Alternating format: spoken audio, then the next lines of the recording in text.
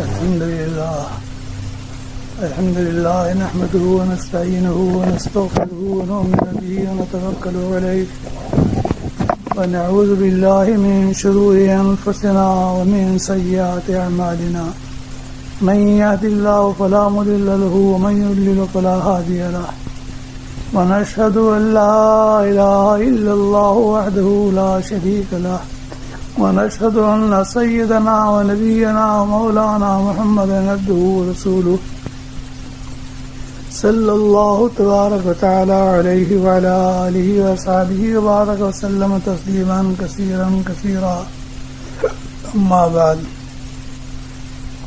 أعوذ بالله من الشيطان الرجيم لقد من الله على المؤمنين إذ بعث فيهم رسولا من أنفسهم يتلو عليهم آياته ويزكيهم ويعلمهم الكتاب والحكمة. اللہ جل جلالہ من والوں نے اس آیت شریفہ میں اپنے ایک بہت بڑے انعام کا ایک تذکرہ فرمایا، بطور احسان بتلایا ہے. انعامات تو حق تعالیٰ کی بے شمار ہیں، سب دنیا مل کر گننا چاہے تو گن نہیں سکتی. وَإِن تَعُدُّوا نِعْمَةَ اللَّهِ لَا تُحْصُوهَا. آسمان کو پیدا کیا یہ بھی اس کا انعام، زمین کو پیدا کیا یہ بھی اس کا انعام، چاند سورج کو پیدا کیا یہ بھی اس کا انعام، ہوا پانی کو پیدا کیا یہ بھی اس کا انعام، انسانوں کو پیدا کیا یہ بھی انعام، جانوروں کو پیدا کیا یہ بھی انعام، قسم قسم کے پودے لگائے، گھاس غلہ سبزہ، بے شمار انعامات ہیں. لیکن یہ انعام بڑا عظیم الشان انعام ہے جس کا اس آیت شریفہ میں تذکرہ کیا. اسی لیے جو لوگ قواعد عربیہ سے واقف ہیں وہ جانتے ہیں کہ قد کا داخل کرنا، قد سے پہلے لام کا داخل کرنا، لقد من اللہ علی المؤمنین، کس قدر تاکید و توثیق کے لیے ہے. گویا کہ جیسے کسی بات کو قسم کھا کر بیان کیا جاتا اور اس طریقے پر بیان فرما رہے ہیں. قسم ہے، یقین ہے، بالکل حق ہے کہ ہم نے انعام کیا. من اللہ، اللہ نے انعام فرمایا جبکہ بھیجا ان میں رسول. رسول کو بھیجنا ہی اس کا انعام ہے. اگر رسول کو نہ بھیجتے تو کسی کو کیا پتہ چلتا کہ اللہ تعالیٰ چاہتے کیا ہیں، کس چیز میں حق تعالیٰ کی مرضی ہے، کس چیز میں نامرضی ہے. مرضی اور نامرضی کو بتانے والے تو رسول ہی ہیں. ہر شخص کی رائے پہ تو نہیں چھوڑ دیا گیا کہ ہر شخص کی رائے پہ تو نہیں چھوڑ دیا گیا کہ آدمی کے جو کچھ دل میں آئے اس کو اختیار کر لے، کہ جس بات کو کہہ دے کہ حق تعالیٰ کی مرضی ہے اس کو اختیار کر لے، جس کو یوں سمجھے کہ حق تعالیٰ کی مرضی نے اس کو چھوڑ دیا. ایسا نہیں کیا گیا، بلکہ رسول کو بھیجا گیا. انہوں نے انسان کی زندگی کے ہر گوشے کے متعلق ہدایات دیں، اور اس قدر تفصیل اور تشریح کے ساتھ کہ اس سے زیادہ یا اس جیسی تفصیل و تشریح ہو نہیں سکتی کسی سے، جو حضور صلی اللہ علیہ وسلم نے بیان فرمائی اور امت کے سامنے رکھ دیا. اور وہ بھی سب کا سب یکدم نہیں، بلکہ 23 سال کی مدت میں تھوڑا تھوڑا کر کے، تاکہ امت اس کو خاص ہضم کر سکے، ضبط کر سکے. اس لیے بہت بڑا احسان فرمایا کہ رسول کو مبعوث کیا. جن لوگوں کے پاس رسول نہیں پہنچے، ایسی کچھ امتیں ممکن ہے گزری ہوں، زمانہ فترت کہلاتا ہے، جبکہ پچھلے رسول کی ہدایات تو ختم ہو گئی اور نیا رسول کبھی ابھی تک آیا نہیں، تو امت اندھیرے میں ہے، کیا عمل کرے کیا نہ کرے. ایک کا دل کچھ کہتا ہے، دوسرے کا دل کچھ کہتا ہے، سب کے دل کی خواہش یکساں تو نہیں ہوتی. اس لیے اس اندھیرے کو دور کرنے کے لیے روشنی دی ہے. روشنی ایسی شاندار روشنی کہ اس کی مثال دنیا پیش نہیں کر سکتی. رسول کو بھیجا، اور رسول بھی انہی میں سے، کسی اور جنس کا نہیں. ایسا نہیں کہ انسانوں کا رسول کسی جن کو بنا دیا ہو، کسی فرشتے کو بنا دیا گیا ہو.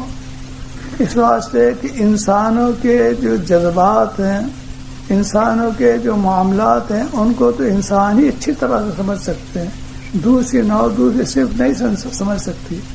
انسان کے لیے کیا چیز نافع ہے، کیا چیز مضر ہے، کون سی چیز آسان ہے، کون سی چیز مشکل ہے، اس کو انسان ہی اچھی طرح سمجھ سکتا ہے. اس لیے نبی اکرم صلی اللہ علیہ وسلم نے نبی اکرم صلی اللہ علیہ وسلم کو انسانوں ہی میں سے بنایا گیا اور انسانوں کے جذبات کی تفصیلی بیانات کے لیے تکمیل کے لیے تجویز کیا گیا. ایک بات آپ حضرات کے مشاہدے میں سب جانتے ہیں کہ جب الیکشن ہوتا ہے تو ہر پارٹی، ہر جماعت ایسے شخص کو ووٹ دیتی ہے جو ان کے جذبات کو اور ان کے مطالبات کو پورا کر سکے، اور جس شخص سے یہ توقع نہ ہو کہ ان کے جذبات کو پورا کرے گا ان کو ووٹ نہیں دیتی. اس لیے کہ ووٹ تو اس کو کیوں دیا جائے؟ ووٹ تو اسی کو دیا جائے جو اپنے جذبات کو، ہمارے جذبات کی تکمیل کرے. تو رسول صلی اللہ علیہ وسلم ایسی صنف میں سے، ایسی جنس سے بنا کر بھیجے گئے جو انسانوں کے جذبات کو اللہ کے سامنے پیش کریں اور اللہ تبارک و تعالی ان کے اوپر اپنا فضل و کرم فرمائیں. جو چیزیں نامناسب ہیں ان چیزوں سے روک دیں، جو چیزیں مناسب ہیں ان چیزوں کی ترغیب دے دیں. یہی ترغیب و ترہیب ہے جس کے لیے انبیاء علیہ الصلوۃ والسلام آتے ہیں.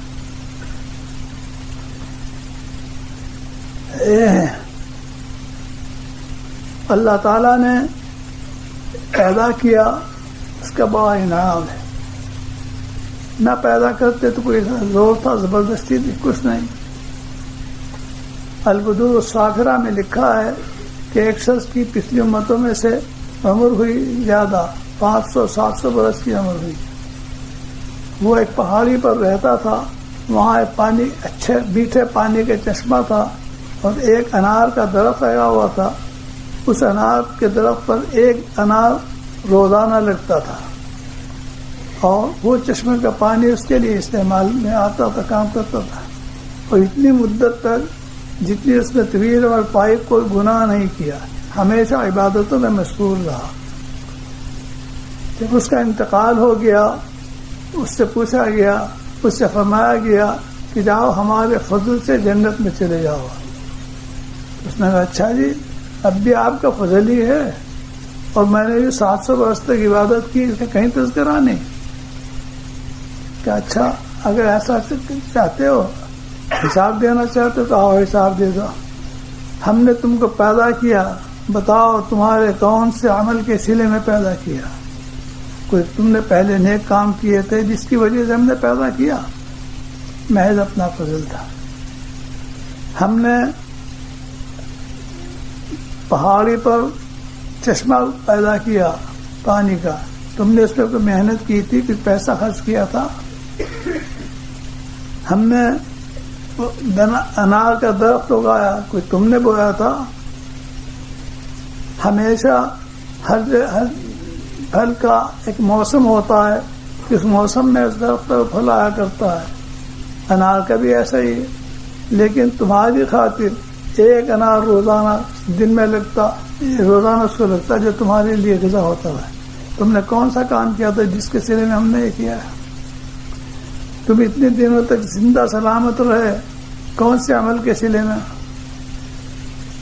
تم بیمار نہیں ہوئے، حالانکہ اتنی مدت میں طبعی طور پر آدمی بیمار ہوتا ہی ہے، لیکن تم بیمار نہیں ہوئے. تم نے کون سا کام کیا تھا جس کی وجہ سے یہ انعام تم کو ملا؟ پہلے ہمارے ان انعامات کا حساب دے دو، اس کے بعد ہم دیکھیں گے تم کیا کما کے لائے. گھبرا اٹھے، پریشان ہو گئے، کہنے لگے بس جی میرے پاس کچھ نہیں، مجھے آپ اپنے فضل سے بخش دیں. تو بخشش تو ہوگی فضل سے ہی، اپنے عمل سے بخشش نہیں ہے. البتہ عمل ایک بھیک کا پیالہ ہے، جیسے فقیر کسی کے دروازے پر پیالہ لے کر جاتا ہے اور وہ سخی ہو تو آ کر اس پیالے میں کچھ کو دے دیتا ہے. پیالے میں پیدا نہیں ہوتا، ملتا ہے دوسرے شخص سے، مگر پیالے کے اندر ملتا ہے. بس حق تعالیٰ کی شان بھی ایسی ہے کہ ہم لوگ تمام امت، تمام دنیا خدا تعالیٰ کے سامنے بھیک کا پیالہ لے کر کھڑے ہیں، حاضر ہیں. دیں گے وہ اپنے فضل سے، لیکن عادت اللہ جاری ہے کہ فضل کرتے ہیں ایسے شخصوں پر جنہوں نے ان کی مرضی کے مطابق اعمال صالحہ کیے ہوں، ان کے حکم کو مانا ہو، اور جنہوں نے ان کے حکم کو نہیں مانا، مخالفت کی، ان کو ناراض کیا، ان کے ساتھ میں معاملہ سختی کا کرتے ہیں۔ عادت اللہ اسی طرح سے جاری ہے۔ اس واسطے حضور صلی اللہ علیہ وسلم کو اللہ تبارک و تعالیٰ نے رسول بنا کر بھیجا، اور حضور نے امت کو یہ تعلیم دی کہ اللہ کے سامنے عاجزی کے ساتھ ان کے حکم کی تعمیل کرتے رہو، مانگتے رہو ان سے، اپنے عمل پر ناز مت کرو، فخر و غرور مت کرو، اپنے آپ کو عاجز اور بےکس سمجھتے ہوئے حق تعالیٰ کے سامنے دست سوال بڑھا کر اس کے سامنے مانگتے رہو، دعا کرتے رہو۔ اللہ تعالیٰ کا بھی حکم ہے ادعونی استجب لکم، تم مجھ سے دعا کرو میں قبول کروں گا۔ یہ سب کو یہ حکم ہے، جس میں انبیاء علیہ الصلوۃ والسلام بھی ہیں، وہ بھی دعا کیا کرتے تھے، اور امتی بھی سب دعا کرتے ہیں۔ تو اللہ تبارک و تعالیٰ نے اتنا بڑا انعام فرمایا، اور فرماتے من اللہ لقد من اللہ علی المومنین، یہ انعام مومنین پر فرمایا۔ انعام تو حق تعالیٰ کا سب کے لیے ہے۔ حضور اکرم صلی اللہ علیہ وسلم تو رحمت للعالمین تھے، تمام عالموں کے واسطے رحمت تھے۔ حضور صلی اللہ علیہ وسلم تو کافۃ للناس کے واسطے رسول بنا کے بھیجے گئے تھے، سب کی ہدایت کے لیے آئے تھے۔ آپ کا بھیجنا تو سب کے لیے انعام تھا، جانوروں کے لیے بھی انعام اور کل کائنات کے لیے انعام، لیکن خاص طور پر مومنین کو فرمایا گیا لقد من اللہ علی المومنین، چونکہ مومنین نے اس انعام کو سمجھا، انعام کا احساس کیا، انعام کا شکریہ ادا کرنے کے لیے کوشش کی، اور اپنے آپ کو حق تعالیٰ کے سپرد کر دیا۔ پورا فائدہ اس انعام سے مومنین نے اٹھایا، اس لیے کہا گیا کہ لقد من اللہ علی المومنین، اللہ تعالیٰ نے مومنین پر انعام فرمایا۔ جیسا بڑا انعام ہوتا ہے اسی کے موافق اس کا شکر بھی لازم ہوتا ہے۔ کوئی کسی کو 4 پیسے دے دے اس کا شکر اور طرح سے، 4 روپے دے دے اس کا شکر اور طرح، 4000 دے تو اس کا شکر اور طرح۔ جیسا جیسا انعام بڑھتا جاتا ہے ویسے ویسا اس کا شکریہ ادا کرنا لازم ہوتا ہے۔ جبکہ یہ انعام بہت بڑا ہے تو اس کا شکر بھی ادا کرنا لازم ہے اسی انعام کے مطابق۔ حضور اکرم صلی اللہ علیہ وسلم کی بے شمار حقوق ہیں، ان حقوق کا ادا کرنا یہ اس انعام کا شکر ادا کرنا ہے۔ حضور صلی اللہ علیہ وسلم کے حقوق کو شمار کرتے رہیے، دیکھتے رہیے۔ اللہ تبارک و تعالیٰ کی بارگاہ میں اعمال پیش کیے جاتے ہیں، ان میں حضور صلی اللہ علیہ وسلم کے حقوق کو بھی خاص طور پر اہمیت دی جاتی ہے کہ ہمارے رسول کا کیا حق ادا کیا ان لوگوں نے۔ نبی اکرم صلی اللہ علیہ وسلم مبعوث ہوئے 40 سال کی عمر میں، 40 سال کی عمر میں آپ کے اوپر وحی آنا شروع ہوئی، سرفراز ہوئے وحی الہی سے، اور 40 سال کی عمر تک وہاں کے رہنے والے مرد عورت اپنے غیر سب کے سب حضور صلی اللہ علیہ وسلم کے ساتھ محبت کرتے تھے، اکرام کرتے تھے، احسان کرتے تھے، سب کے سب دل سے ان کو چاہتے تھے، بغیر اس کے کہ حضور صلی اللہ علیہ وسلم ان سے اس کی درخواست کریں۔ خود ان کے قلوب میں داعیہ تھا اس کا کہ حضور صلی اللہ علیہ وسلم سے محبت کریں۔ تو حضور صلی اللہ علیہ وسلم کے جو انعامات احسانات ہے، شکریہ ہے، حقوق ہے، وہ کیا ہے؟ ویسے تو بے شمار ہیں، لیکن غور کیا جائے اصولی کلی طور پر تو چند چیزیں سامنے آتی ہیں۔ ایک محبت، نبی اکرم صلی اللہ علیہ وسلم کی ذات اقدس کے ساتھ میں محبت ایسی ہونی چاہیے کہ دنیا میں کسی سے ایسی محبت نہ ہو۔ چنانچہ اس محبت کے متعلق خود حدیث میں بھی موجود ہے، لا یؤمن احدکم حتی اکون احب الیہ من والدہ وولدہ والناس اجمعین۔ ارشاد فرمایا کہ کوئی شخص تم میں مومن کامل نہیں ہو سکتا جب تک میری محبت اس کے دل میں اس کے ماں باپ سے، اولاد سے اور سب سے زیادہ نہ ہو جائے۔ لہذا سب سے زیادہ محبت حضور صلی اللہ علیہ وسلم کی ہونی چاہیے دل میں۔ محبت ہوگی تو آگے تو اور چیزیں چلیں گی، اگر محبت ہی نہیں تو پھر کیا ہوگا؟ محبت ہو کس طریقے پر، کیا احسان ہے جس کی وجہ سے محبت ہو؟ حضور صلی اللہ علیہ وسلم نے راستہ سیدھا دکھلایا، اللہ تعالیٰ تک پہنچنے کا. راستہ بتلانے والے کا کتنا احسان کر مانتے ہیں. کوئی شخص کسی جنگل میں مارا مارا پھرتا ہے، پریشان حال ہے، راستہ نہیں ملتا، کوئی راہبر اس کو مل گیا، ہاتھ پکڑ کے لے گیا، لے جا کر اس کے گھر پہنچا دیا، منزل مقصود پہ پہنچا دیا، کتنا شکریہ ادا کرتا ہے. ورنہ تو راستے میں بھیڑیا مل جائے، شیر مل جائے، سانپ کاٹ لے اور کوئی اور چیز موذی ہو، نیز راستے میں کھانا پینا کچھ نہیں ہے، بھوکا مرے پیاسا مرے، ان ساری مصیبتوں سے نجات ملی اس راستہ جاننے والے کی بدولت. کتنا احسان مند ہوتا ہے. تو حضور اکرم صلی اللہ علیہ وسلم نے راستہ بتایا. اللہ تک راستہ پہنچنے کا راستہ کیا ہے، زندگی کو کارآمد بنانے کا راستہ کیا ہے، انسان کو دنیا میں کس مقصد کے لیے بھیجا گیا ہے، اس مقصد کو بتایا حضور صلی اللہ علیہ وسلم نے. یہ بہت بڑا احسان ہے حضور صلی اللہ علیہ وسلم کا. اس لیے حضور کے ساتھ میں محبت اعلیٰ درجے کی ہونی چاہیے. محبت آدمی کو اپنے باپ سے بھی ہوتی ہے، بیٹے سے بھی ہوتی ہے، بھائی سے بھی ہوتی ہے، لیکن حضور صلی اللہ علیہ وسلم کی محبت ان سب سے زیادہ ہونی چاہیے. اور اس کا انداز ہوتا ہے اس وقت جب کہ مقابلہ ہو. ایک طرف حضور صلی اللہ علیہ وسلم کی محبت کا تقاضا ہے، دوسری طرف باپ بیٹے بھائی وغیرہ کا تقاضا ہے. ان دونوں کے مقابلے کے وقت میں کس کو ترجیح دیتا آدمی؟ اگر ترجیح دیتا حضور اکرم صلی اللہ علیہ وسلم کی محبت کو تو واقعی اس کا دعویٰ صحیح ہے کہ واقعی اس کو حضور صلی اللہ علیہ وسلم سے محبت www.attableek.com The Reviver of Iman. بس زیادہ ہے. ان کی مثالیں صحابہ کرام کی زندگیوں میں موجود ہیں. نبی اکرم صلی اللہ علیہ وسلم جس وقت ہجرت فرما کر مکہ مکرمہ سے مدینہ طیبہ تشریف لے آئے، پہلا جہاد غزوہ بدر ہے. صحابہ کرام کو حضور صلی اللہ علیہ وسلم نے جمع کر کے فرمایا کہ میرا معاہدہ تم لوگوں سے یہ تھا کہ اگر مکے کے لوگوں نے حملہ کیا تو سب مل کر ان کا مقابلہ کریں گے. اب میرا ارادہ خود آگے بڑھنے کا ہو رہا ہے، حملہ کرنے کا ہو رہا ہے، تم لوگ میرا ساتھ دو گے؟ انصار مدینہ سے پوچھا. انصار مدینہ نے جواب دیا کہ ہم موسیٰ علیہ السلام کی امت کی طرح نہیں جنہوں نے کہہ دیا اذهب انت وربک فقاتلا انا هاهنا قاعدون، کہ آپ اور آپ کا رب جا کے لڑ لیجیے، ہم تو یہاں بیٹھے. موسیٰ علیہ السلام کی امت نے کہہ دیا ہم ایسے نہیں ہیں، آپ ہمیں فرمائیں گے دریاؤں میں گھوڑے ڈال دیں گے، ہم جنگلوں میں جہاں تک فرمائیں گے وہاں پر چلیں گے. حضور صلی اللہ علیہ وسلم نے فرمایا جانتے نہیں ہو قتال کی کیا ہوتا ہے، لڑائی کس طرح ہوتی ہے؟ ہاں نام حاضر میں امرنا، یہ تو ہمارا کام ہے، لڑے گا کیوں نہیں جانتے؟ خوب جانتے. پوچھا کیسے لڑو گے؟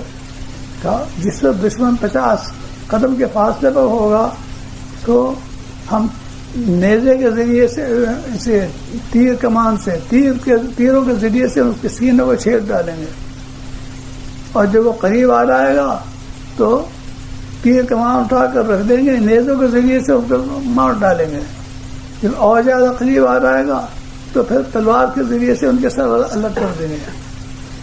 جب تیر کے ذریعے سے لڑائی ہوگی تو اس کا نام ہے ہمارے یہاں مرامات، اور جب نیزے کے ذریعے سے ہوگی تو اس کا نام ہے ہمارے یہاں مداعست، اور جب تلوار کے ذریعے سے ہوگی تو اس کا نام ہمارے یہاں مقاتلہ.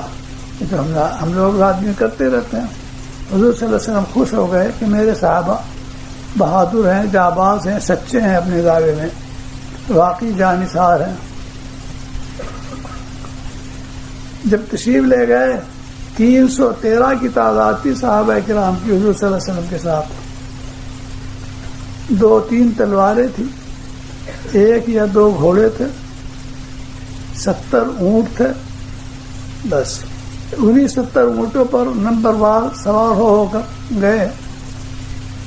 بدر کے موقع پر جہاں کو قافلہ گزر رہا تھا قریش کا، قریش جو بار بار حملہ کرتے تھے اس کے لیے سامان لے کر آئے تھے شام سے.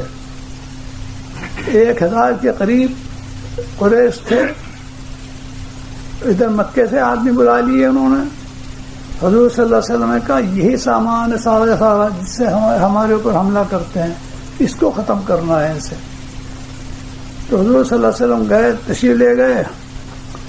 وہاں پہنچ کر ایک چھپر ڈال دیا تھا حضور صلی اللہ علیہ وسلم کے لیے, تاکہ جس شخص کو ضرورت پیش آئے کسی بات دریافت کرنے کی تو حضور کے پاس اس چھپر میں آ جایا کرے. حضور صلی اللہ علیہ وسلم نے 2 رکعت نماز پڑھی اور خدا کے سامنے دعا کی کہ یا اللہ یہ پاپ پیادہ ہیں تو انہیں سواری عطا فرما, یا اللہ یہ بھوکے ہیں ان کو کھانا عطا فرما. کئی کے روز کے فاقے سے تو صحابہ کرام. اور پھر یہ بھی فرمایا دعا میں کہ یا اللہ اتنے روز تک محنت کر کے یہ کچھ آدمی مسلمان ہوئے ہیں, اگر یہ ختم ہو گئے, قتل ہو گئے تو کل کو تیرا نام لینے والا کوئی نہیں رہے گا. بس حضرت ابو بکر رضی اللہ عنہ نے کہا بس حضور بس دعا قبول ہو گئی, دعا قبول ہو گئی. ان کو دعا کی قبولیت کے انوار نظر آئے, کہا کہ دعا قبول ہو گئی. اس لڑائی میں حضرت ابو بکر رضی اللہ عنہ کے بیٹے عبد الرحمن ابن ابی بکر مشرکین کی طرف سے تھے, اور حضور صلی اللہ علیہ وسلم کی حفاظت کے لیے پہرے دار حضرت ابو بکر رضی اللہ عنہ کو مقرر کیا گیا تھا. ان کی حالت یہ تھی کہ اگر 50 قدم کے فاصلے پر بھی کسی مشرک نے نظر اٹھا کر حضور کی طرف دیکھا تو یہ تیر کی طرح سے دوڑ کر جاتے تھے اس پر تلوار لے کر. حضرت ابو بکر رضی اللہ عنہ اس طرح سے حضور صلی اللہ علیہ وسلم کی حفاظت کر رہے تھے. اللہ نے کیا کہ اسلام کو فتح ہو گئی. 70 کافر قتل ہوئے, 70 گرفتار ہوئے.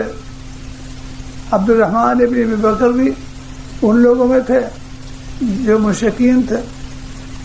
پھر ایک وقت ایسا آیا کہ عبد الرحمن ابن بکر بھی اللہ کے فضل سے مسلمان ہو گئے. تو ایک روز کہنے لگے کہ ابا بدر کی لڑائی میں آپ میرے نشانے پہ آ گئے تھے, میں چاہتا تو قتل کر دیتا لیکن باپ ہونے کا خیال کر گیا. کیا باپ ہیں, اس لحاظ کی وجہ سے قتل نہیں کیا. حضرت ابو بکر رضی اللہ عنہ جوش میں آ کر فرمایا تو خیال کر گیا باپ ہونے کا, لیکن اگر تو میرے نشانے پر آتا تو میں تجھے زندہ نہ چھوڑتا, میں تجھے ضرور قتل کر دیتا. میں نہ سوچتا کہ تو میرا بیٹا ہے, میں تیرا باپ ہوں.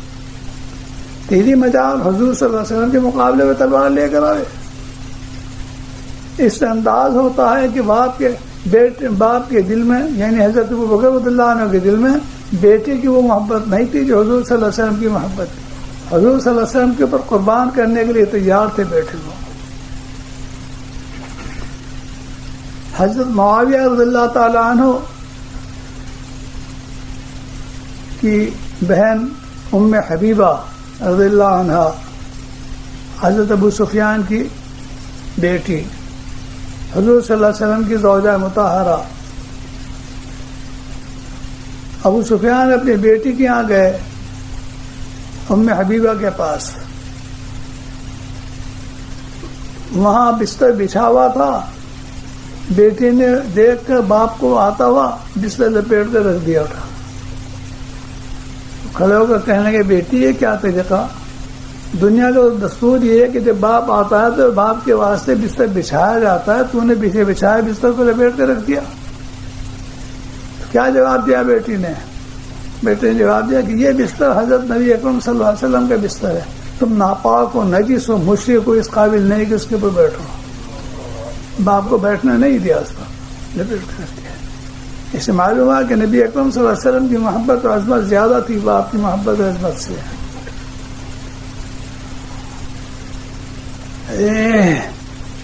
بہت واقعات ساری زندگی کے, نہ مال سے اتنا گہرا تعلق تھا صحابہ کرام کو, نہ اولاد سے, نہ ماں باپ سے, کسی سے جتنا حضور صلی اللہ علیہ وسلم سے تھا.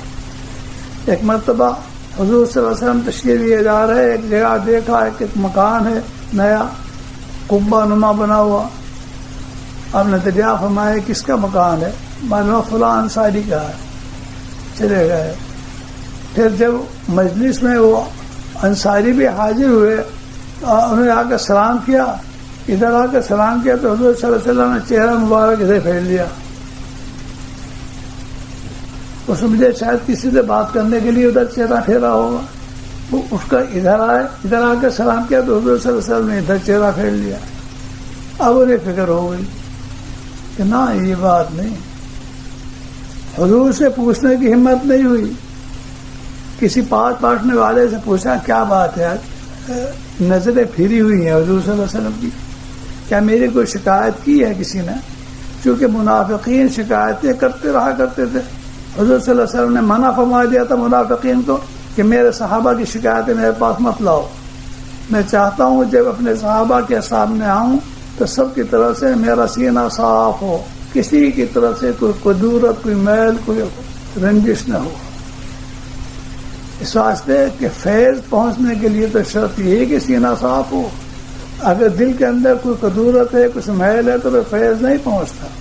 حضور صلی اللہ علیہ وسلم کا فیض تو عام طور پر سب کو پہنچتا تھا, لیکن اگر کسی کی طرف سے طبیعت میں قدورت پیدا ہو جائے تو دشواری پیش آتی, اس لیے منع فرما دیا تھا. تو نے کہا کیا میری کوئی شکایت پہنچی ہے؟ تو کسی نے کہا جواب میں کہ شکایت کی تو ہمیں خبر نہیں, البتہ ایک روز تمہارے مکان کے قریب کو گزر ہوا تھا, پوچھا تھا یہ کس کا مکان ہے. بس فوراً سے اٹھے جا کے خدا اللہ مکان کو گرایا, اور گرا کر ملبہ بھی وہاں سے اینٹ پتھر بھی صاف کر کے جگہ خالی کر دی. یہ تھی محبت کی بات. اگر آج کل کے لوگ ہوتے تو پوچھتے کیا حضور مکان کی وجہ سے ناراض ہیں؟ مکان تو سب کے ہوتا ہے, میں نے بنا لیا تو کیا بیجا کیا؟ مکان میں تو بیوی بچوں کے رکھنے کی ضرورت ہے, گرمی سردی سے حفاظت کی ضرورت ہے, برسات میں حفاظت کی ضرورت ہے. کیا ارادہ؟ رعایت سے بیچ دوں, کسی کو کرایہ پر دے دوں؟ مگر وہاں کچھ نہیں سنا, گرا دیا مکان, اور گرا کر آ کر حضور صلی اللہ علیہ وسلم کو کہا بھی نہیں کہ جس وجہ سے آپ ناخوش تھے میں نے مکان گرا دیا, کچھ نہیں کہا. خود ہی ایک مرتبہ حضور صلی اللہ علیہ وسلم کا ادھر کو گزر ہوا, حضور نے فرمایا یہاں ایک مکان دیکھا تو وہ کیا ہوا؟ کسی نے بتلایا اس طرح سے ہوا. اس وقت حضور صلی اللہ علیہ وسلم کو خبر ہوئی. تو مکان سے محبت نہیں تھی اتنی جتنی حضور صلی اللہ علیہ وسلم سے محبت تھی. سفر میں جا رہے, اونٹوں پر سوار ہیں, حضور صلی اللہ علیہ وسلم بھی, صحابہ کرام بھی. اونٹوں پر یمنی چادریں سرخ پڑی ہوئی ہیں, ایک بہار آ رہی ہے, رنگ ہے, منظر ہے. حضور صلی اللہ علیہ وسلم نے فرمایا کہ میں دیکھ رہا ہوں کہ تم لوگوں کی طبیعتیں سرخی کی طرف مائل ہو رہی ہیں. سرخ سے مراد یمن کی سرخ چادریں. بس یہ سننا تھا کہ صحابہ کرام اپنے اونٹوں سے کودے اور چادر کو پھاڑ پھاڑ کے ختم کر ڈالا. جس چادر کو حضور صلی اللہ علیہ وسلم پسند نہ فرمانے کہ وہ پہننے کے قابل ہے, ہر چیز نہیں. ایک صحابی آئے, حاضر خدمت ہوئے, سونے کی انگوٹھی پہنے ہوئے. نبی اکرم صلی اللہ علیہ وسلم نے دیکھا اور ان کے ہاتھ کو اپنے دست مبارک میں لے کر اس انگوٹھی کو نکال کر پھینک دیا. فرمائے تو دوستیوں کا زیور ہے, مرد کے لیے کہاں جائز ہے. اس کے بعد وہ وہیں پڑی رہی انگوٹھی, گزرنے والے گزرتے رہے, کسی نے اس کو نہیں اٹھایا. خود ان سے کہا گیا جن کی انگوٹھی تھی کہ تمہاری انگوٹھی اٹھا لو. جس چیز کو حضور صلی اللہ علیہ وسلم نے پھینک دیا میں اسے لے کر کیا کروں گا, میں اس کو نہیں اٹھا سکتا. غور کی بات ہے, جس لباس کو حضور صلی اللہ علیہ وسلم نے ناپسند فرمایا وہ مسلمان کیوں اختیار کرتا ہے؟ جس صورت شکل کو حضور نے ناپسند فرمایا مسلمان کیوں اختیار کرتا ہے؟ جس معاملے کو حضور صلی اللہ علیہ وسلم نے ناپسند فرمایا اسے مسلمان کیوں اختیار کرتا ہے؟ کہ اس کے ایمان کا تقاضا ہے. ایمان کا تقاضا یہ نہیں, ایمان کا تقاضا وہ تھا جو صحابہ کرام نے کیا. حضرت عمر فاروق رضی اللہ تعالیٰ عنہ حاضر خدمت ہوئے, ریشمی جبہ پہنے ہوئے. حضور صلی اللہ علیہ وسلم نے فرمایا یہ تو ناجائز ہے, منع ہے مرد کے لیے. بس یہ وہ گئے اور ایک جگہ پر تنور میں روٹی پکائی جا رہی تھی, اپنے جبے کو تنور میں جھونک دیا, جلا ڈالا اس کو. دوسرے جب حاضر خدمت ہوئے تو حضور صلی اللہ علیہ وسلم نے دریافت فرمایا کہ وہ جبہ کیا ہوا؟ تو حضور جلا دیا. فرمایا کیوں؟ تمہارے لیے تو ناجائز تھا, بچیوں کے کپڑے بنوا دیتے, ان کے لیے تو جائز تھا. مرد کے لیے ناجائز ہے, عورتوں کے لیے, بچیوں کے لیے تو ناجائز نہیں. لیکن بھائی جس کے دل کو لگی ہوئی ہے وہ دیکھے کہ میرے محبوب صلی اللہ علیہ وسلم کو یہ پسند نہیں ہے، وہ سوچ ہی نہیں سکتا کہ کسی اور کام میں بھی آ سکے، وہ تو سمجھے گا تو جلانے کے قابل ہے۔ جو آقا نامدار صلی اللہ علیہ وسلم کو ناپسند ہو وہ جلانے کے قابل ہے، وہ رکھنے کے قابل ہے ہی نہیں۔ اس لیے صحابہ کرام کے اندر یہ محبت کا جذبہ سب سے زیادہ تھا۔ حضور صلی اللہ علیہ وسلم کا ایک حق کیا ہے؟ محبت کے مثالیں تلاش کرنے سے صحابہ کرام کی زندگی میں ملیں گی۔ جس چیز کو حضور صلی اللہ علیہ وسلم نے ناپسند کیا بس اس کو انہوں نے ختم کر ڈالا۔ حضور صلی اللہ علیہ وسلم نے اعلان فرما دیا شراب منع ہے، پہلے شراب پیتے تھے، فرما دیا آپ نے کہ شراب منع ہے۔ جیسے گلی میں گندا پانی نالیوں میں کو بہتا ہے، اس طرح سے شراب مدینہ طیبہ کی گلیوں میں بہی ہے۔ جس نے سنا فوراً شراب کو ختم کر دیا، ختم۔ اس واسطے کہ حضور صلی اللہ علیہ وسلم کو ناپسند ہے۔ تو ایک حق ہوا حضور صلی اللہ علیہ وسلم کا محبت، دوسرا حق ہے حضور صلی اللہ علیہ وسلم کا عقیدت۔ محبت تو طبعی بھی ہوتی ہے، آدمی کو اپنے گھر سے بھی محبت، اپنے باغ سے محبت، اپنے جانور سے بھی محبت، اپنے ہتھیار سے اوزار سے محبت، طبعی محبت ہوتی ہے۔ لیکن حضور صلی اللہ علیہ وسلم کے ساتھ میں عقیدت بھی ضروری ہے۔ عقیدت کا حاصل یہ ہے کہ آدمی یوں طے کر لے، فیصلہ کر لے کہ نجات منحصر ہے حضور صلی اللہ علیہ وسلم کی ارشاد کی تعمیل میں۔ جو کچھ حضور نے فرمایا بالکل یقین ہے، حق ہے، اسی میں نجات ہے، اس کے باہر نجات نہیں۔ زبان مبارک سے جو بات نکلی سب صحیح اور سچ نکلی، یہ عقیدت ہے۔ فیصلہ کر لے کہ میں اپنی زندگی حضور صلی اللہ علیہ وسلم کے حکم کے ماتحت گزاروں گا، یہ عقیدہ قلب کے اندر ہو جائے، یہ ہے عقیدت۔ یہ دوسرا حق ہے نبی اکرم صلی اللہ علیہ وسلم کا۔ چنانچہ صحابہ کرام ہی کی زندگیوں میں اس کے نمونے، اس کے مثالیں بھی ملیں گی۔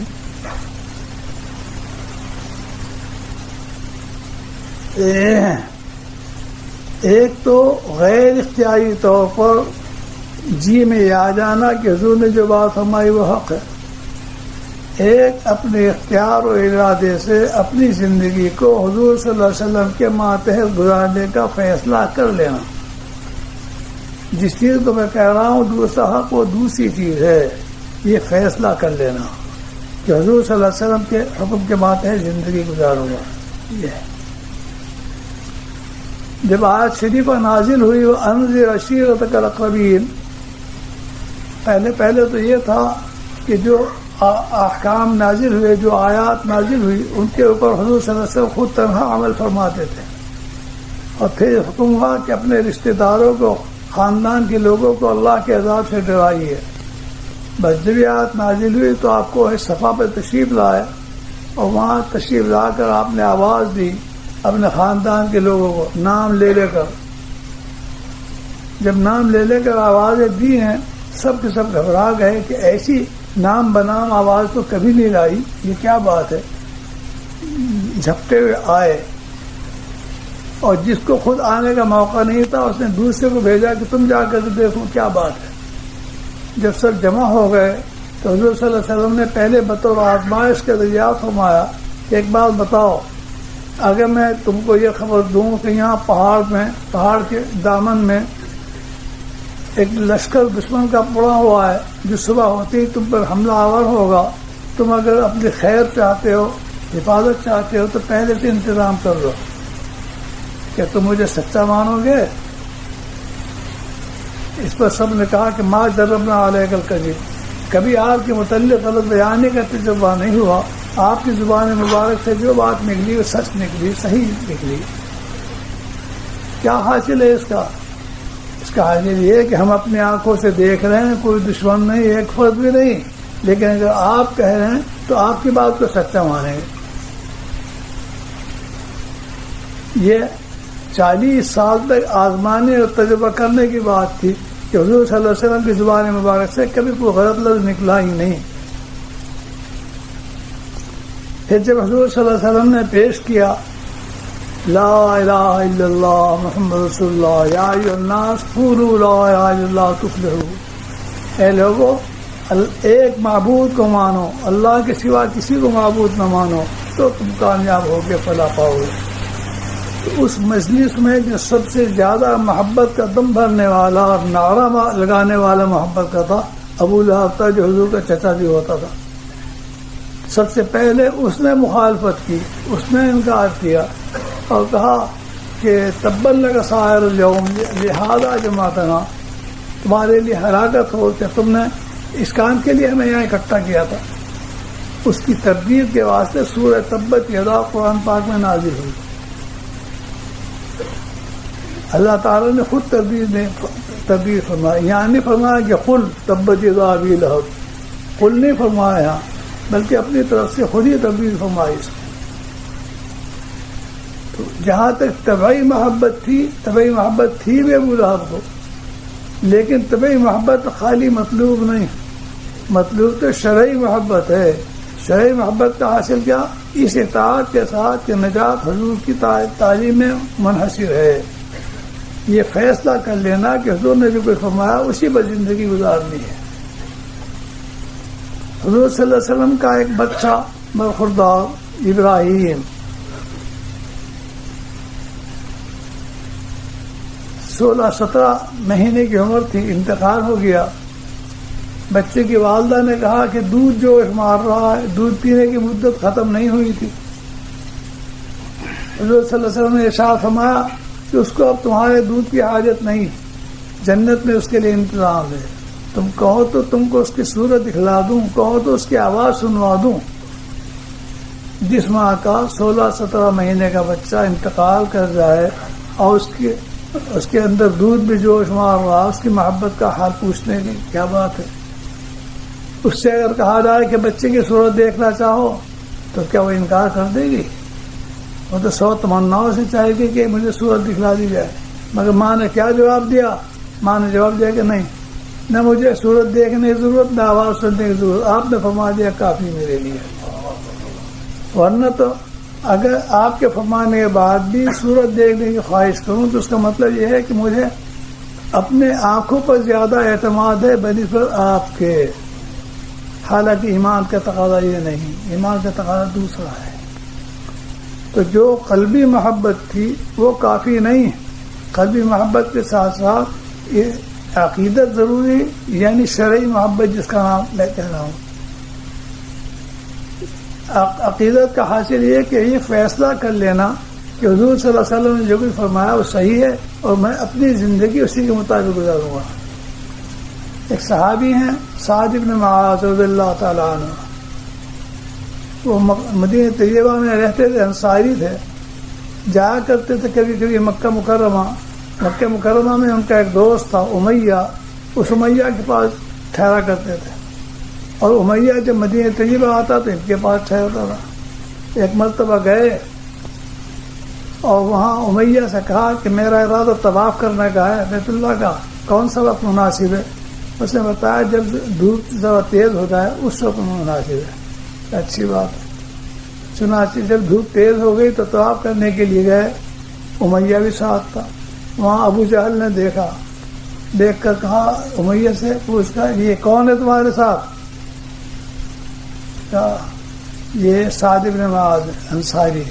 اچھا، ہمارے یہاں کے جو لوگ بھاگ کر گئے ہیں یعنی ہجرت کر کے گئے ہیں ان کو تم نے اپنے آپ پناہ دی اور یہاں آ کر بڑے آزادی سے طواف کر رہے ہو؟ تو حضرت سعد بن معاذ نے کہا دیکھ اگر تو نے مجھے طواف سے روکا تو میں تیرا راستہ مدینہ طیبہ کا روک دوں گا۔ سال بھر میں ایک مرتبہ یہ قریش مکہ جایا کرتے تھے یمن، اور ایک مرتبہ جایا کرتے تھے شام۔ سردی اور گرمی کے زمانے میں یہ الگ الگ ان کے سفر ہوتے تھے، اور سال بھر کی ضروریات سامان خرید کر لاتے تھے، اسی پر ان کا گزارا ہوتا تھا۔ اور شام جانے کا راستہ مدینہ طیبہ کے قریب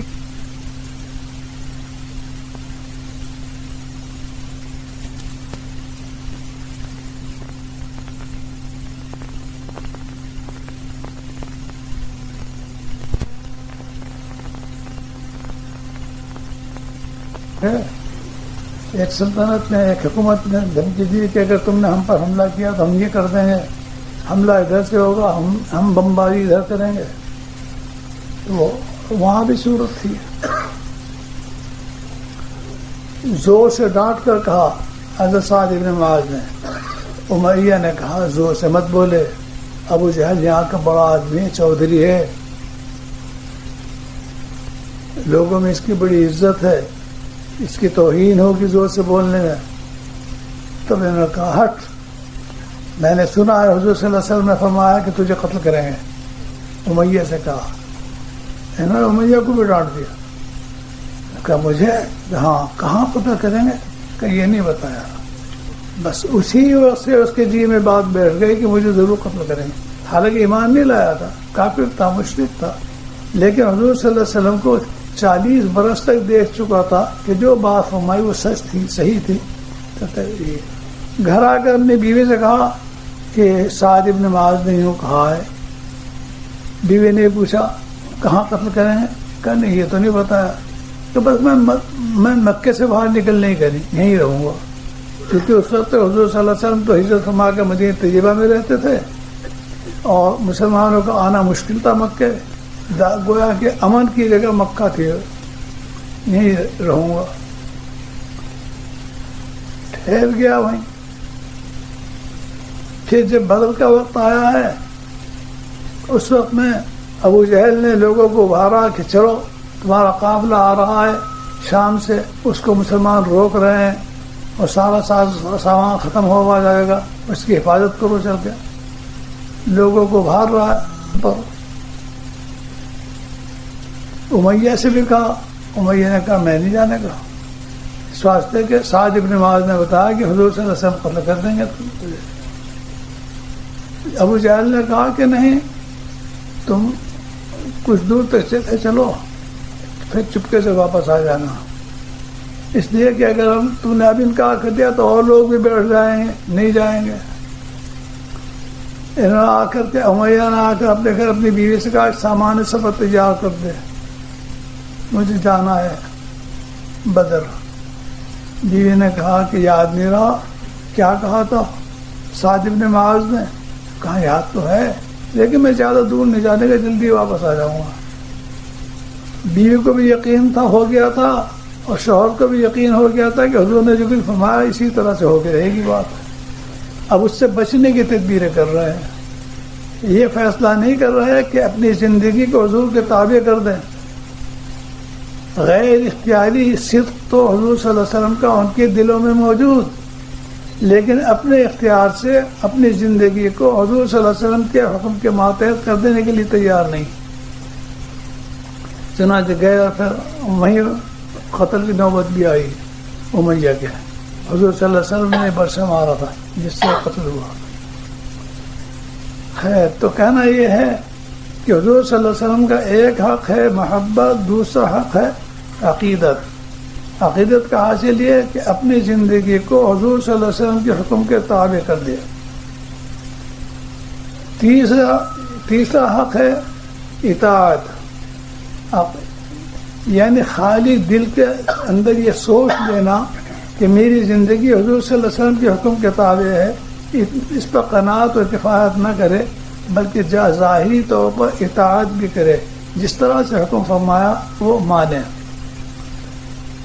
یہ معلوم ہے کہ حضور صلی اللہ علیہ وسلم کو اپنی بیٹی حضرت فاطمہ رضی اللہ عنہا سے بہت محبت تھی. یہ بھی معلوم ہے کہ حضرت فاطمہ کو بھی حضور صلی اللہ علیہ وسلم سے بہت محبت تھی, لیکن حضور صلی اللہ علیہ وسلم نے نام لے کر فرمایا اے فاطمہ بنت محمد, اس گھمنڈ میں نہ رہنا کہ پیغمبر کی بیٹی ہوں بخشی جاؤں گی. روپے پیسے کی ضرورت ہو یہاں دنیا میں مجھ سے لے لے, وہاں اپنا عمل کام آئے گا. معلوم کہ خالی محبت اور عقیدت پہ قناعت نہیں کرنی چاہیے بلکہ اطاعت لازم ہے, جیسے کہ حضرت فاطمہ رضی اللہ عنہا کو حکم فرمایا. حضور صلی اللہ علیہ وسلم نے اپنی پھوپھی کو حکم فرمایا کہ اس خیال میں نہ رہنا کہ پیغمبر کی پھوپھیوں بخشی جاؤں گی, وہاں اپنا عمل کام آئے گا, عمل کرو عمل کرو. ایک دفعہ حضور صلی اللہ علیہ وسلم تشریف لائے مسجد مبارک میں, اور ممبر پر آ کر فرمایا یا ایھا الناس اجلسوا، اے لوگو بیٹھ جاؤ. بس جس کے کان میں آواز پہنچی جہاں وہ وہیں بیٹھ گیا. کوئی مسجد کے کنارے پر تھا، کوئی بیچ میں تھا، کوئی صف میں تھا، کوئی ادھر تھا. بس آواز سنتے ہی جہاں تھا وہ وہیں بیٹھ گیا، ایک قدم آگے نہیں بڑھایا اس نے. یہاں تک کہ حضرت عبداللہ بن مسعود رضی اللہ عنہ مسجد سے باہر تھے، ان تک آواز پہنچی تو وہ مسجد سے باہر وہیں بیٹھ گئے. اطاعت کی شان یہ ہونی چاہیے. ظاہر ہے کہ عبداللہ بن مسعود کو حضور صلی اللہ علیہ وسلم سے محبت بھی اعلیٰ درجے کی تھی، عقیدت بھی اعلیٰ درجے کی تھی، مگر اس پہ قناعت نہیں کی، بلکہ اطاعت بھی اس طرح سے کرتے تھے. یہ نہیں سوچا انہوں نے کہ حضور نے تو مسجد کے اندر والوں کو فرمایا کہ بیٹھ جاؤ، میں تو مسجد سے باہر ہوں، اندر چل کے بیٹھ جاؤں گا. یہ نہیں فرمایا. کیوں؟ اس واسطے کہ موت کا کیا اعتبار ہے. اور اگر مسجد تک پہنچنے سے پہلے موت آ کر گردن دبا لے اور قیامت میں حق تعالیٰ سوال کرے کہ ہمارے محبوب ہمارے رسول صلی اللہ علیہ وسلم نے فرمایا کہ بیٹھ جاؤ، تم نے تعمیل کیوں نہیں کی؟ کیا انہوں نے یہ کہا تھا کہ اندر آ کے بیٹھو؟ اور چونکہ موت کا استحضار حضور صلی اللہ علیہ وسلم کرایا کرتے تھے، حضرت عبداللہ بن عمر رضی اللہ عنہ ایک مرتبہ مکان کی دیوار لیپ رہے، ان کی والدہ بھی لیپ رہی ساتھ ساتھ. حضور پاس کو گزرے، فرمایا کیا کر رہے ہو؟ حضور مکان کی دیوار پرانی ہو گئی، لیپ رہا ہوں کہ کچھ اور کھڑی رہے دیوار. حضور نے فرمایا موت اس سے قریب تر ہے. دیوار کے متعلق تو کچھ رائے قائم کر بھی سکتے ہو کہ اتنی روز تک یہ قائم رہے گی، کھڑی رہے گی، لیکن زندگی کے متعلق کچھ نہیں کہہ سکتے کہ کب تک زندگی ہے. اس واسطے کہ بچوں کی بھی موت آتی ہے، جوانوں کی بھی آتی ہے، بوڑھوں کی بھی آتی ہے، قوی بھی مرتے ہیں، کمزور بھی مرتے ہیں، تندرست بھی مرتے ہیں، بیمار بھی مرتے ہیں، سب مرتے ہیں. کوئی رائے قائم نہیں کی جا سکتی ہے. تو تیسرا حق ہوا اطاعت کا. ایک محبت، دوسرے عقیدت، تیسرے اطاعت. حضور اور پھر اس کے بعد حضور صلی اللہ علیہ وسلم کے متعلق اپنے جی کے اندر نہ حضور صلی اللہ علیہ وسلم کے متعلق نہ آپ کے کسی ارشاد کے متعلق قطعی فیصلہ یہ نہیں کر سکتا آدمی کہ میں یقیناً جنتی ہوں. اس واسطے کہ یہ محبت ہے تب، عقیدت ہے تب، اطاعت ہے تب. یہ سب بھیک کے پیالے ہیں جو اللہ پاک کے دربار میں حاضر کیے جاتے ہیں کہ اللہ اس میں تو ہمیں بھیک عطا فرما دے. اللہ تبارک و تعالی محبت پر بھیک عطا فرما دے تو بخش دے، عقیدت پہ بھیک عطا فرما دے تو بخش دے، اطاعت پہ عطا فرما دے تو بخش دے. اس کی بخشش کا کوئی ضابطہ قانون نہیں ہے. ایک صاحب مولانا محمود صاحب ان کا نام تھا، مدرس تھے دیوبند میں. ان کا انتقال ہوا. انتقال کے بعد ان کے ایک شاگرد نے ان کو خواب میں دیکھا. پوچھا حضرت کیا گزری؟ فرمایا بخشش ہو گئی. کہ کس بات پہ بخشش ہوئی؟ بتلایا کہ ایک مرتبہ میرے سامنے کھچڑی لائی گئی کھانے کے لیے، اس میں نمک نہیں تھا، پھیکی تھی. میں نے کہا نہیں کہ اس میں نمک نہیں، پھیکی، ویسی کھا لی. کہا اس واسطے نہیں کہ حضور صلی اللہ علیہ وسلم کھانے کا کوئی عیب نہیں بیان فرمایا کرتے تھے. رغبت ہوئی کھا لیا، نہ رغبت ہوئی نہ کھایا. بس اتنی بات پہ بخشش ہو گئی. لیکن بھائی یوں نہ سمجھ لینا کہ ساری زندگی میں پھیکی کھچڑی ایک مرتبہ کھا لینے سے بخشش ہوا کرے گی. اس واسطے کے مدرس تھے، ساری عمر انہوں نے دینی کتابیں پڑھائی بڑی بڑی.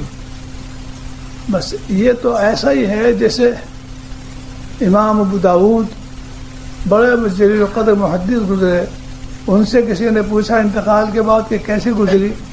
کہا کہ بخشش ہو گئی 1 درہم پر. درہم تقریباً 4 آنے کی برابر.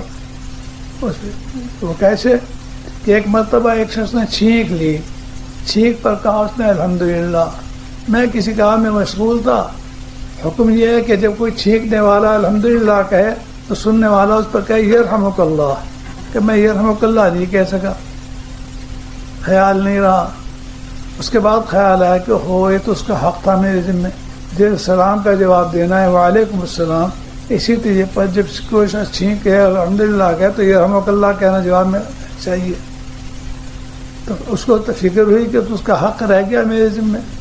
تلاش کیا، معلوم ہوا تو دریا کے کنارے گیا، دریا کے پاس گئے، معلوم ہوا تو کشتی میں بیٹھ کر دور سے پار چلا گیا. تو دوسری کشتی تیار تھی، 4 آنے پیسے اس کا کرایہ تھا، وہ میں نے ادا کیے اور اس پہ بیٹھ کے گیا اور جا کر ڈھونڈ کے اسے پکڑ کے کہا یہ رحمک اللہ. اس بات کی تفصیل ہو. تو یہ مقصد نہیں ہے کہ ان کی زندگی میں صرف یہ رحمک اللہ تھا اور کچھ تھا ہی نہیں، بلکہ اس کی مثال بہت ہلکی سی ایسی سمجھیے جیسے الیکشن میں ایک ممبر، ایک کینڈیڈیٹ نے ووٹ حاصل کیے، 1 ووٹ کی کمی رہ گئی.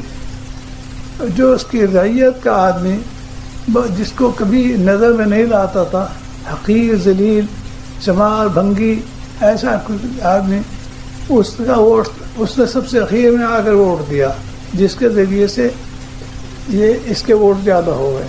تو کیسا میں تو اس کے ووٹ سے کامیاب ہوا. اب اس کا یہ مطلب نہیں کہ صرف بھنگی کا 1 ووٹ تھا اس نے کامیاب بنایا، بلکہ کامیاب تو سب نے بنایا. کسر رہ گئی تھی ایک، اس کسر، وہ کسر اس ایک کے ذریعے سے پوری ہو گئی. یہی صورت ہے یہاں بھی.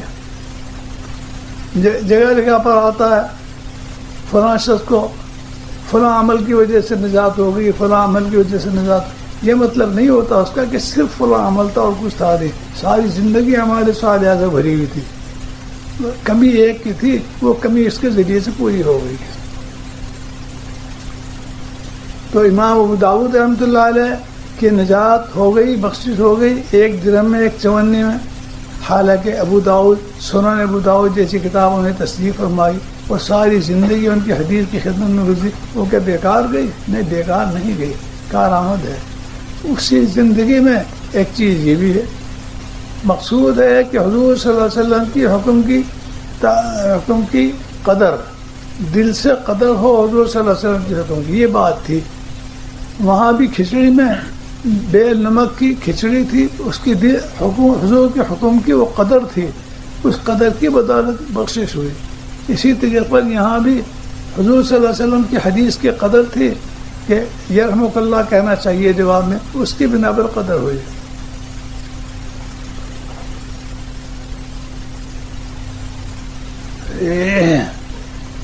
تو 3 حق ہو گئے. اگر ان تینوں حق کے ادا کرنے کی کوشش کی جائے اور اپنے آپ کو ہر کوشش میں عاجز سمجھتے ہوئے، قصوروار سمجھتے ہوئے کہ ہم سے ہو نہیں سکا، پورا کر نہیں سکے، اور زیادہ سے زیادہ کوشش کرتے اسی کوشش میں لگے رہیں تو انشاءاللہ تعالیٰ نجات ہو جائے گی. اور اگر خدا نخواستہ گھمنڈ فخر پیدا ہو گیا تو وہ تو حضور نے اپنی بیٹی کو کہہ دیا کہ اس گھمنڈ میں نہ رہنا کہ پیغمبر کی بیٹی ہوں. وہ تو پسند نہیں، بڑائی پسند نہیں. حدیث میں آتا ہے کہ جس کے دل میں ذرہ برابر تکبر ہوگا وہ جنت میں نہیں جا سکتا جب تک دوزخ میں جلا جلا کر اس تکبر نہ نکال لیا جائے اس کا. اس لیے تو بڑی خطرناک چیز ہے یہ ہے. لقد من اللہ علی المؤمنین بالیقین بالتحقیق، اللہ تعالیٰ نے احسان عظیم فرمایا مومنین پر. مومنین چونکہ اس کی قدر کرتے ہیں، اس پہ عمل کرتے ہیں، اس لیے مومنین کو فرمایا. ورنہ احسان تو عام ہے، سب کے لیے. بس دعا کیجیے. اللهم صل على سيدنا محمد وعلى آل سيدنا محمد وبارك وسلم. ربنا آتنا في الدنيا حسنة وفي الآخرة حسنة وقنا عذاب النار. اے پاک پروردگار، ہم سب کے گناہوں کی بخشش فرما. یا اللہ، سب کی مغفرت فرما. الہ العالمین، سب کے دلوں میں اپنے حبیب صلی اللہ علیہ وسلم کی محبت عطا فرما، عقیدت عطا فرما، اطاعت عطا فرما. یا اللہ، ہر مخلوق سے زیادہ حضور صلی اللہ علیہ وسلم کی محبت دلوں کے اندر اتار دے. یا اللہ، ہماری پوری زندگی کو حضور صلی اللہ علیہ وسلم کے حکم کے تابع بنا دے. زندگی کے ہر گوشہ اتباع سنت سے منور فرما دے. الہ العالمین، حضور صلی اللہ علیہ وسلم کی محبت کے مقابلے میں کسی چیز کی کوئی پرواہ ہمارے قلوب کے اندر باقی نہ رہے. ربنا لا تزغ قلوبنا بعد إذ هديتنا وهب لنا من لدنك رحمة إنك أنت الوهاب. ربنا أفرغ علينا صبرا وثبت أقدامنا وانصرنا على القوم الكافرين. وصلى الله تعالى على خير خلقه سيدنا مولانا محمد وآله وصحبه أجمعين برحمتك يا أرحم الراحمين.